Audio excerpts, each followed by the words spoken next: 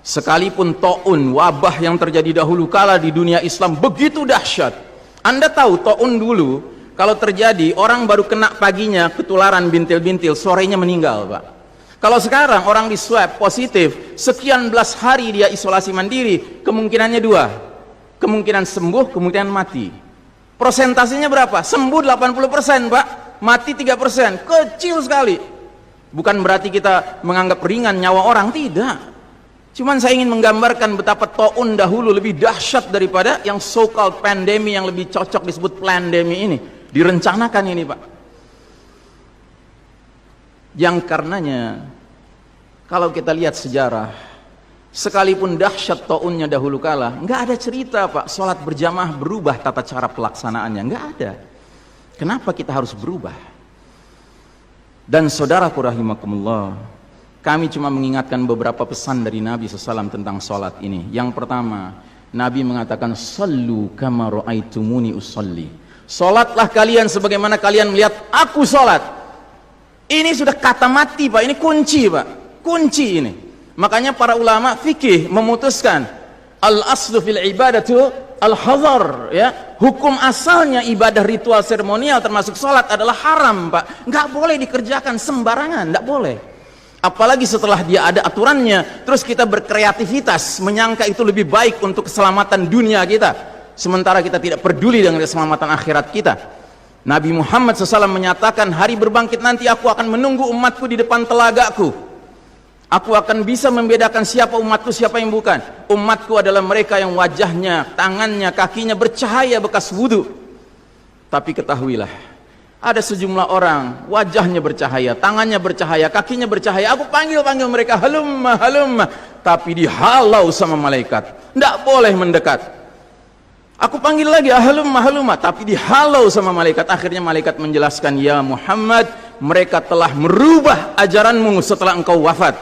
Kata Nabi selanjutnya, sohkan, menjauhlah, menjauhlah. Nabi nggak mau dekat dengan orang yang berani-beraninya merubah tata cara ajarannya. Dan ajarannya yang paling pokok apa? Tauhid. Setelah tauhid apa? Salat. Dan ingat, salat adalah amal yang paling pertama yang akan diperiksa oleh Allah Ta'ala bagi setiap hambanya. Dan saudaraku rahimakumullah, untuk menutup, saya ingin menyampaikan dua hadis lagi. Satu hadis dari Nabi, la tadaru furujatin lisyaitan. Jangan kalian biarkan celah-celah itu untuk syaitan. Ini Nabi Muhammad SAW yang berbicara, bukan Iksan Tanjung. Kalau Iksan Tanjung yang berbicara, Anda boleh tolak, Pak. Ini Nabi Muhammad SAW yang berbicara, yang kita baca salawatnya dengan harapan mendapatkan syafaatnya, dengan harapan boleh meminum air dari telaganya. Jadi kata Nabi apa? Jangan biarkan celah-celah itu menjadi tempatnya syaitan.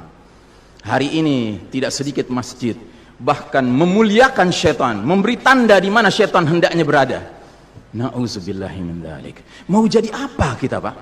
Mau jadi umat seperti apa kita? Ini adalah simpul terakhir, saudaraku. Kalau sampai simpul terakhir ini kita relakan lepas, sudah tidak ada sisanya ajaran ini di muka bumi. Karenanya saudaraku rahimakumullah, bagi saya urusan sholat berjamaah dan tata caranya ini bukan urusan pilihan fikih, Pak. Ini urusannya adalah urusan dengan musuh Allah Ta'ala. Nabi Muhammad SAW ini terakhir, hadis yang terakhir, kata Nabi SAW, innal yahuda qad sami'u dinahum. Sesungguhnya Yahudi sudah bosan dengan agama mereka. Wa innahum qaumun hasadun, dan mereka adalah kaum yang sangat hasad kepada kita umat Islam, terutama dalam 3 perkara. Satu, raddis salam.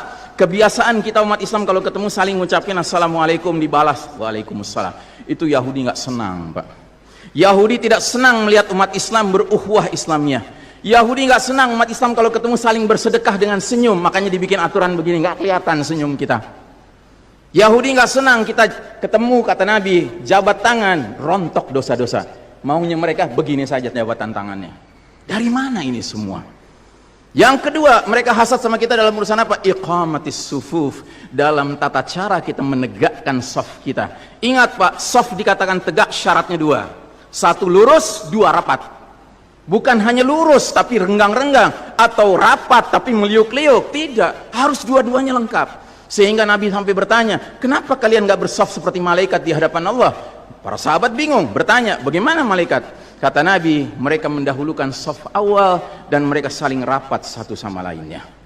Jadi Nabi itu bangga kalau umat Islam sholatnya seperti para malaikat di hadapan Allah Ta'ala.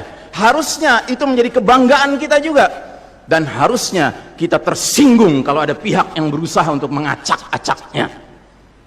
Dan yang terakhir, yang ketiga, Yahudi itu hasad sama kita dalam urusan apa? Dalam urusan umat Islam di belakang imam sholat wajibnya mengucapkan amin. Makin keras suara amin itu, makin geram mereka. Karenanya mereka bikin aturan, sempat 2 bulan masjid ditutup sama sekali, nggak terdengar suara amin dari jamaah karena nggak ada yang boleh ke masjid. Tapi sekarang setelah dibolehkan, masjid yang bisa muat 2000 orang cukup 500 orang, cukup 700 orang, supaya apa? Sekurang-kurangnya aminnya bisa berkurang. Maka sekarang pertanyaan besarnya adalah, untuk siapa kita sholat? Liman nusalli?